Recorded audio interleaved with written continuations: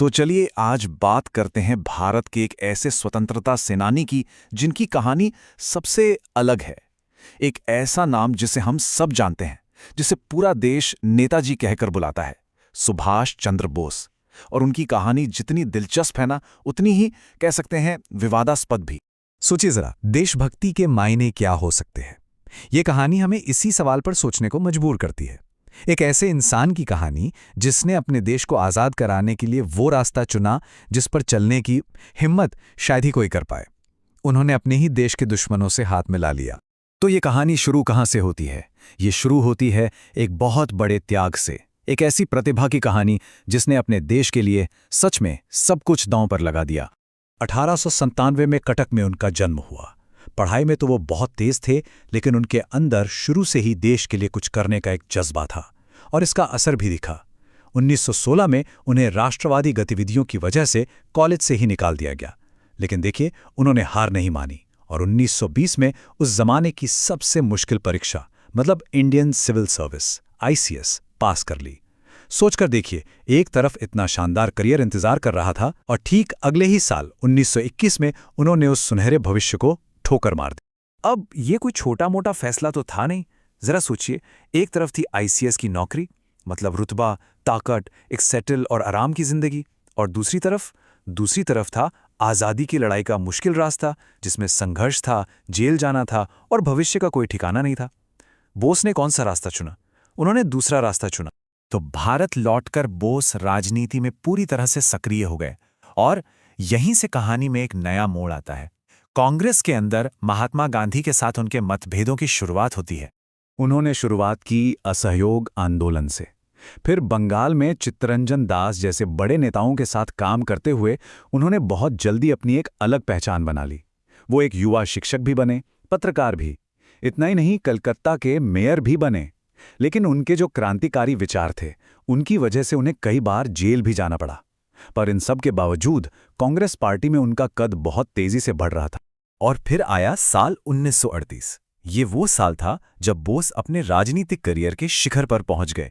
उन्हें भारतीय राष्ट्रीय कांग्रेस का अध्यक्ष चुना गया, एक बहुत बड़ी उपलब्धि।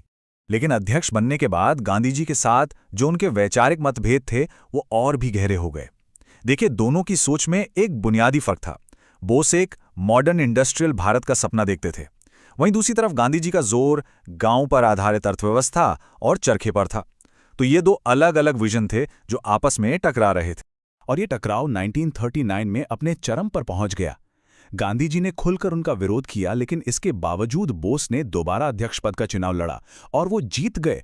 और सिर्फ जीते ही नहीं, उन्होंने गांधी जी के पसंदीदा उम्मीदवार को हराया था। समझिए, ये सिर्फ एक राजनीतिक हार जीत का मामला नहीं था।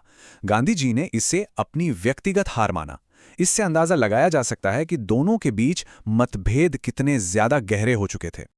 लेकिन जीत के बाद भी कांग्रेस के अंदर उनका इतना विरोध हुआ, इतना ज्यादा, कि आखिर में बोस को अध्यक्ष पद से इस्तीफा देना पड़ा। और इसके बाद उन्होंने कांग्रेस छोड़ दी और अपनी एक अलग पार्टी बनाई जिसका नाम था फॉरवर्ड ब्लॉक। अब कांग्रेस से तो अलग हो चुके थे। इसके बाद बोस ने एक ऐसा रास्ता चुना जो बिल्कुल अलग था और बहुत साहसिक भी।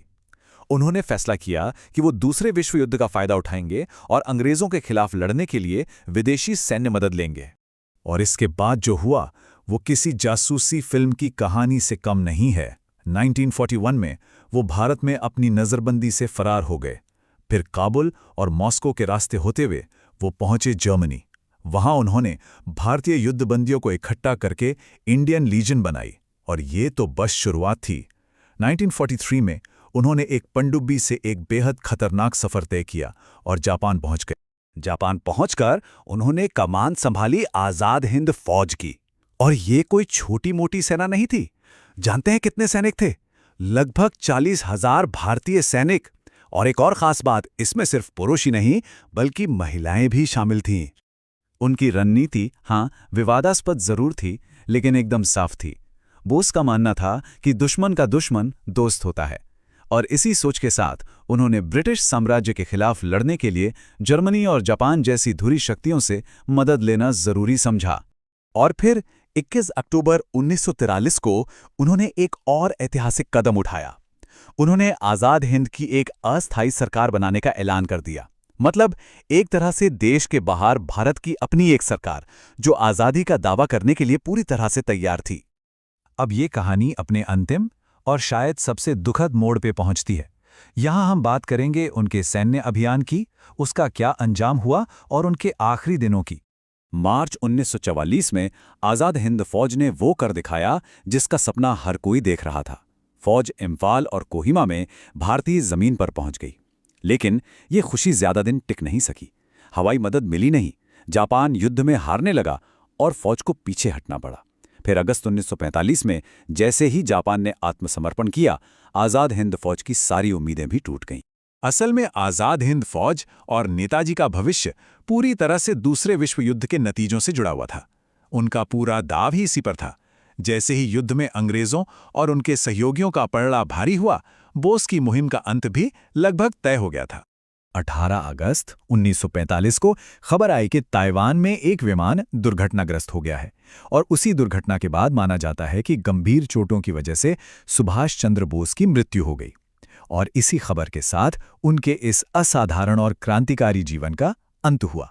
हालांकि ये भी सच है कि उनकी मौत आज तक एक रहस्य बनी हुई है। तो ये कहानी हमें एक बहुत बड़े सवाल के साथ छोड़ जाती है। एक ऐसे देशभक्त की विरासत आखिर है क्या, जिसने अपने देश को आज़ाद कराने के लिए एक विश्व युद्ध में दूसरी तरफ से लड़ाई लड़ी? इस सवाल का जवाब शायद इतिहास आज भी ढूंढ रहा है।